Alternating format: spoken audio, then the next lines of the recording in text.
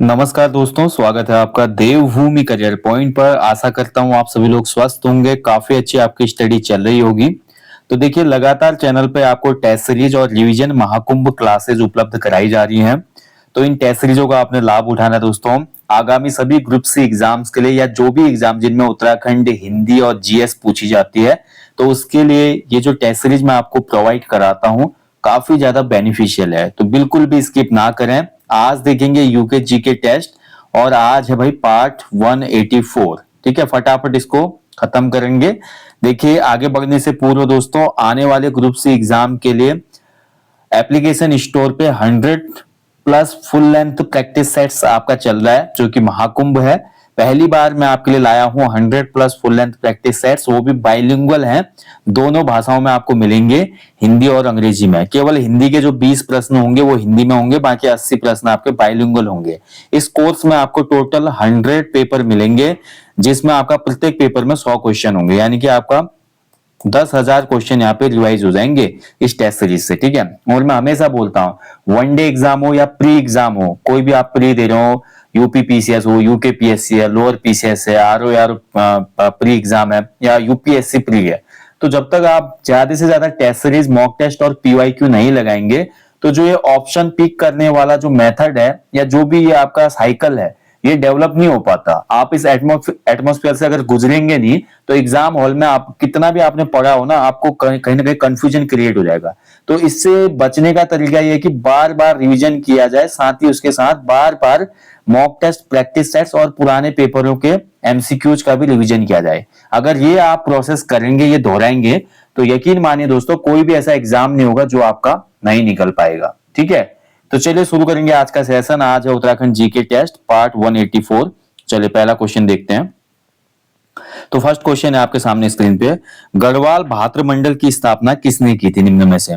तो निम्न में से देखिए, गढ़वाल भाद्रमंडल जो था ये आपका स्थापित किया था मथुरा दत्त नैथानी ने। ठीक है, ये कब स्थापित हुआ था? तो 1907 में स्थापित हुआ था। कहाँ स्थापित हुआ था? तो लखनऊ में इसकी स्थापना की गई थी। जैसा कि नाम से पता चल रहा है, भाद्रमंडल, गढ़वाल में उस समय अलग अलग यूनियन वगैरह बन रही थी, तो उन सभी के लिए दोस्तों ये बात की गई कि एक क्यों ना एक ऐसी यूनियन बनाया जाए जो सभी को साथ लेकर चले। तो इसी उद्देश्य से गढ़वाल भाद्रमंडल स्थापित होती है 1907। स्थापना का प्लेस था लखनऊ। चलिए आगे बढ़ेंगे। नैनीताल से 5 मानव आकृतियां किस वर्ष प्राप्त हुई थी? देखिए, नैनीताल नहीं होगा, ये गलत दिया है यहाँ पे, नैनीताल गलत प्रिंट हुआ है, ये होगा नैनी पातल। ठीक है, नैनी पातल नामक एक प्लेस है आपका पिथौरागढ़ जनपद में। पिथौरागढ़ जनपद के नैनी पातल बनकोट जो क्षेत्र है दोस्तों, यहां से 5 मानव आकृतियां मिली थी 1999 में। ठीक है, ऑप्शन डी हो जाएगा इसका राइट आंसर, 99 में। तो नैनी पातल इसका राइट आंसर, नैनी पातल होगा यहाँ पे, नैनीताल नहीं होगा। ठीक है, चलिए आगे बढ़ेंगे अगले क्वेश्चन की तरफ। कोंगधारी वन जो है उत्तराखंड में कितनी ऊंचाई पर पाए जाते हैं? तो कोंगधारी वन, देखिए कोंगधारी वन जहां पे ऐसे वृक्ष मिलते हैं दोस्तों, देखिए ऐसी टाइप के वृक्ष मिलेंगे, बिल्कुल एंगल में वृक्ष, तीखे तीखे वृक्ष, खासकर ये जो जंगल होते हैं देवदार के, स्प्रूस के, फर के जंगल होते हैं, जहां पे ऐसे पेड़ मिलते हैं। ठीक है, अब ये कोंगधारी वन तीखे पेड़ क्यों होते हैं? क्योंकि यहाँ पे बर्फबारी होती है, ताकि बर्फ अगर ऊपर से गिरे तो इन पेड़ों पर, टहनियों पर जम ना पाए। जिससे ऐसा होता है, अगर टहनी पे ज्यादा बर्फ जमेगी तो बोझ के कारण टहनियां टूटने लगती हैं, तो वृक्ष को नुकसान होता है। तो देखिए, जो प्रकृति है उसने अपने आप ही अपना, देखा जाए तो समायोजन किया हुआ है हर जगह पे। तो यहाँ पर अगर देखेंगे, पेड़ जो है इस प्रकार के बनते हैं ऊंचाई वाले क्षेत्रों में। ठीक है, तो कोंगधारी वनों की ऊंचाई जो पाई जाती है 900 से 1800 मीटर की ऊंचाई पर। ठीक है, सी इसमें राइट आंसर हो जाएगा, 900 से 1800 मीटर। चलिए आगे बढ़ेंगे अगले क्वेश्चन की तरफ। मछली नामक आभूषण किस अंग में धारण किया जाता है? तो उत्तराखंड में देखिए, मछली नामक जो आभूषण होगा इसको धारण किया जाता है, आपका राइट आंसर होना चाहिए इस क्वेश्चन का, कान में। ठीक है, कान में बनाए जाते हैं मछली के ईयर रिंग्स, मछली जैसे दिखते हैं। चलिए नेक्स्ट क्वेश्चन की तरफ बढ़ेंगे। राज्य में पहली रिवर ट्रेनिंग नीति किस वर्ष शुरू हुई थी? तो पहली जो देखिए राज्य की जो नदी प्रशिक्षण नीति है, नदी प्रशिक्षण नीति को इंट्रोड्यूस किया गया था 2016 में। ऑप्शन डी हो जाएगा इसका आंसर, 2016। चलिए आगे बढ़ेंगे अगले क्वेश्चन की तरफ। दीक्षित आयोग ने राजधानी गठन को लेकर अपनी रिपोर्ट कब पेश की थी? तो देखिए, राजधानी के लिए अलग अलग आयोग बनते हैं हमारे उत्तराखंड में भी, दीक्षित आयोग उन्हीं में से एक था। दीक्षित आयोग ने अपनी जो रिपोर्ट दी थी वो अगस्त 2008 में दी थी, दिए गए विकल्पों में। ऑप्शन डी हो जाएगा। ठीक है, अगस्त 2008। चलिए आगे बढ़ेंगे अगले क्वेश्चन की तरफ। देखिए किसी भी क्वेश्चन में आपको लगता है कोई त्रुटि है तो आप लोग कमेंट बॉक्स में कमेंट करें ताकि नेक्स्ट सेशन में उसको हम करेक्ट कर लें। निम्न में से किस जनपद में ऊसर भूमि सर्वाधिक है? ऊसर का मतलब क्या होता है? ऐसी भूमि जो उपजाऊ नहीं है, यानी कि अनउपजाऊ भूमि, अनउपजाऊ भूमि, ठीक है, अनउपजाऊ भूमि को कहा जाता है ऊसर भूमि। तो यहां पर ध्यान से अगर देखते हैं तो दिए गए विकल्पों में जो ऑप्शन है इसमें चमोली हो जाएगा, ऑप्शन बी, ठीक है। ऊसर भूमि चंपावत में, हरिद्वार में, अल्मोड़ा में नहीं है, ऑप्शन बी होगा इसका, चमोली में सर्वाधिक ऊसर भूमि दिए गए विकल्पों में। चलिए आगे बढ़ेंगे अगले क्वेश्चन की तरफ। हिमालयन म्यूजियम निम्न में से कहां स्थित है? तो इनमें से कहां पे आपको हिमालयन म्यूजियम देखने को मिलेगा? तो हिमालयन म्यूजियम दिए गए विकल्पों में, हिमालय है, माफ कीजिएगा, हिमालय, दिए गए विकल्पों में जो हिमालय म्यूजियम है आपको ये देखने को मिलेगा उत्तरकाशी में, ठीक है। ऑप्शन ए राइट आंसर है, उत्तरकाशी में है हिमालय म्यूजियम। चलिए आगे बढ़ेंगे अगले क्वेश्चन की तरफ। अलकनंदा से पानी पंप कराने की योजना उत्तराखंड में किस वर्ष पास हुई थी? तो देखिए पहली बार देखिए अलकनंदा में पंपिंग हाउस यानी कि पानी पंप कराने की योजना इसको शुरू किया था 1976 में, ऑप्शन बी हो जाएगा इसका 1976, 1976। चलिए आगे बढ़ेंगे अगले क्वेश्चन की तरफ। हीरामणि और हरिकृष्ण किस आंदोलन से संबंधित व्यक्ति हैं? तो दिए गए विकल्पों में हीरामणि और हरिकृष्ण, इनकी मैं बात करूं तो इनका संबंध है देघाट आंदोलन से, ठीक है। देघाट में जो कांड हुआ था उससे संबंधित है ये। देघाट में भारत छोड़ो आंदोलन के समय घटना हुई थी 19 अगस्त 1942 को, उससे रिलेटेड है, ठीक है। चलिए आगे बढ़ेंगे अगले क्वेश्चन की तरफ। निम्न में से गढ़ फक किसका प्राचीन नाम है? गढ़फक, गढ़फक इनमें से किसका प्राचीन नाम है? अच्छा क्वेश्चन है भाई। गढ़फक किसका प्राचीन नाम है? तो राइट आंसर हो जाएगा इसका, गढ़फक जो हो जाएगा आपका दिए गए विकल्पों में ऑप्शन सी हो जाएगा, ठीक है। पिरान कलियर का प्राचीन नाम है, पिरान कलियर इसका राइट आंसर हो जाएगा, ऑप्शन सी बिल्कुल सही है, पिरान कलियर, ठीक है। पिरान कलियर में ही उर्स मेला लगता है, ध्यान रखेंगे, उर्स मेला रुड़की के समीप। चलिए आगे बढ़ेंगे। दो कोड़ी बराबर कितने शेर होता है? देखिए उत्तराखंड में परंपरागत जो मापन पैमाने हैं उस पर मैंने वीडियो दी है। आप उत्तराखंड की प्राचीन माप प्रणाली या माप प्रणाली पे अगर सर्च डालेंगे बाय देवभूमि करियर पॉइंट तो आपको वीडियो मिल जाएगी, जिसमें मैंने सभी उत्तराखंड की प्राचीन मापन प्रणालियां आपको बताई हैं। उसमें तो कोड़ी का भी उल्लेख हुआ है, दो कोड़ी बराबर होता है 4 शेर के बराबर, ठीक है। ऑप्शन ही हो जाएगा इसमें, दो कोड़ी बराबर हो जाता है 4 शेर, ऑप्शन ही सही हो जाएगा। चलिए आगे बढ़ेंगे अगले क्वेश्चन की तरफ। देहरादून के नीट गांव के पास किसकी पेटियां मौजूद हैं? बताइए, दिए गए विकल्पों में अगर ध्यान से देखेंगे तो देहरादून का जो नीट गांव है, इस नीट गांव के नीचे कौन सी पेटियां मिलेंगी आपको देखने को? अच्छा क्वेश्चन है,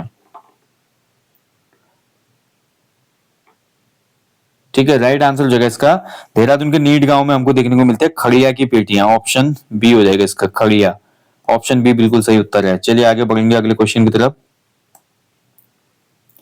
किस जिले में अंगोरा बकरी प्रजनन प्रक्षेत्र स्थित नहीं है? देखिए अंगोरा जो है बकरी की एक या भेड़ की किस्म है जो ज्यादा ऊन देती है, ऊन का ज्यादा उत्पादन होता है इन बकरियों से, ठीक है। और अंगोरा बकरी प्रजनन जो प्रक्षेत्र हैं ये स्थापित किए गए हैं आपके चमोली में, टिहरी में, चंपावत में। पिथौरागढ़ इसमें एक क्षेत्र नहीं हो जाएगा, ऑप्शन ही हो जाएगा इसमें, पिथौरागढ़ नहीं है इनमें शामिल। आगे बढ़ेंगे।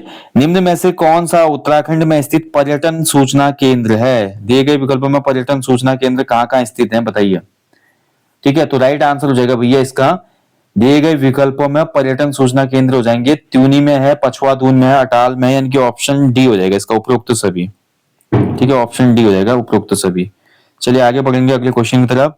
निम्न में से सर्वाधिक ऊंचा पर्वत कौन सा है? अच्छा क्वेश्चन है। तो देखिए दिए गए विकल्पों में पंचाचूली जो है कुमाऊं में स्थित है, सबसे ऊंचा पर्वत है वहां का, केदारनाथ, ठीक है, नंदकोट, गंधमादन। तो इसमें सबसे ऊंची ऊंचाई हो जाएगी बद्रीनाथ के निकट जो गंधमादन पर्वत है, ठीक है, गंधमादन हो जाएगा इसमें सबसे पहले, तो ऑप्शन ए होगा इसमें, ठीक है। गंधमादन के बाद आएगा नंदाकोट, फिर आ जाएगा आपका पंचाचूली, फिर केदारनाथ, यानी कि ए सी बी डी होगा इसमें, तो ए हो जाएगा गंधमादन, गंधमादन सबसे ऊंचा होगा दिए गए विकल्पों में। चलिए आगे बढ़ेंगे अगले क्वेश्चन की तरफ। राज्य में औसत वार्षिक वर्षा किस स्थान में सबसे कम होती है? सबसे कम पूछ रहा है, देखिए दिए गए विकल्पों में। तो मसूरी में तो बहुत ज्यादा होती है, टिहरी में भी ज्यादा होती है, नरेंद्र नगर में भी ज्यादा होती है, तो बचा कोट द्वार। तो कोटद्वार में ही सबसे कम रहेगी ना दिए गए विकल्पों में। तो राइट आंसर हो जाएगा मसूरी, टिहरी, नरेंद्रनगर, कोटद्वार। तो औसत वार्षिक वर्षा दिए गए स्थानों में किसमें कम होगी? तो राइट आंसर कोटद्वार होना चाहिए इसका। ठीक है, कोटद्वार होगा, ऑप्शन डी होगा इसका आंसर। चलिए आगे बढ़ते हैं अगले क्वेश्चन की तरफ। राज्य में सर्वाधिक तीव्रता का भूकंप किस वर्ष आया था? आप सभी को पता है दोस्तों, उत्तराखंड में सबसे तीव्र भूकंप दिए गए विकल्पों में 1803 में आया था, जिसमें गढ़वाल राज्य को बहुत ज्यादा हानि हुई थी। गढ़वाल का बहुत जनधन की क्षति हुई थी, अपार जनधन की क्षति हुई थी। इसी का फायदा अगले साल गोरखा उठाते हैं ना 1804 में, और गढ़वाल पे अटैक कर देते हैं। लोग जान जाते हैं कि वहां पे स्थिति सही नहीं है। तो 1803 का भूकंप सबसे ज्यादा विभत्स था।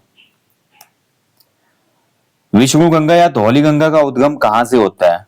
तो विष्णु गंगा या धौली गंगा चमोली में आपको देखने को मिलेगी, और इसका उद्गम होता है देववन हिमानी से।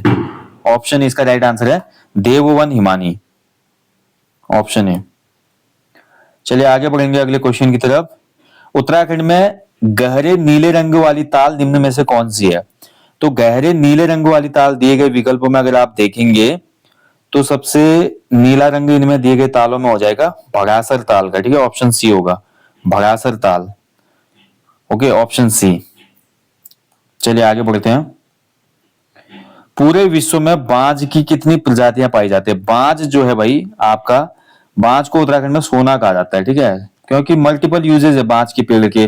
पत्तियों से खाद बनती है, लकड़ी जो है जलावन के काम आती है, हरे पत्ते चारे के काम आते हैं। बांज के पेड़ के नीचे आपको वाटर सोर्स जरूर देखने को मिलेगा, यानी कि पानी का धारा पक्का होगा बांज के जंगलों में। ठीक है, तो इसलिए बांज जो है सोना कहलाता है उत्तराखंड में। पूरे विश्व में इसकी लगभग 40 प्रजातियां पाई जाती है, ऑप्शन ही हो जाएगा 40।